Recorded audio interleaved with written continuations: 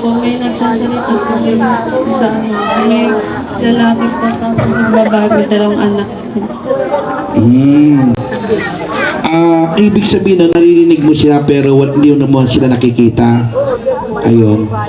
Ang naririnig mo, kapatid, iyon ay pangitain, kapatid, na makakarinig ka ng aral ng Diyos.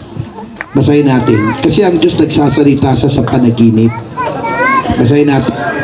Ang Diyos na nagsalita ng unang panahon sa ating mga magulang sa iba't ibang panahon at sa iba't ibang paraan sa pamamagitan ng mga propeta. Nagsasalita ang Diyos, sister, sa iba't ibang paraan. Ikaw, dito may tanong.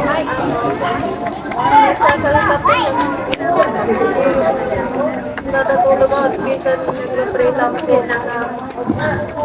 Ay, dito, tayo dito. Tara tayo. ayun. Natutulog ako, lagi ako nagpa-pray tapos lagi siya nagsasalita mag-isa.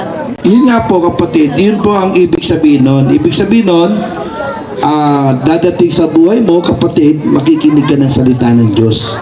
Kasi ang Diyos nagsasalita sa panaginip at nagsasalita naman siya sa pamamagitan ng salita ng Diyos. Palagpakan natin, amen? Pangalawa, yung babae, di ba may narinig kang babae?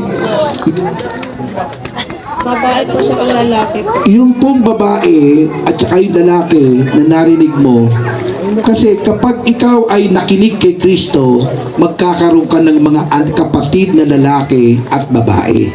Alam mo kung sino yun? Yun ang Church of God Bible Forum. Amen. Mateo 12:50, magkakaroon ka ng mga kapatid, hindi lang sa laman. Di ba may kapatid ka sa laman? O, dalawa kayo, no? O, tatlo kayo. Ngayon, hindi na tatlo ngayon. Marami ka ng kapatid na lalaki at babae. Basa tayo. Sino yun? Jay, basa. Sapagkat sino mang gumaganap ng kalooban ng aking Ama na nasa langit ay siyang aking kapatid na lalaki at aking kapatid na babae. Wala ba tayong palakpak sa Panginoon sa Kristo? So yun, sister, yung panaginip mo yun ay isang pangyayari na nangyayari ngayon. Kung magpapatuloy ka sa Diyos, may isa kang Diyos na lalaki na nagsasalita sa iyo at meron kang mga kapatid na lalaki at babae na magpapayo sa iyo para gabayan kang maglingkod sa Panginoon. Maraming salamat, kapatid.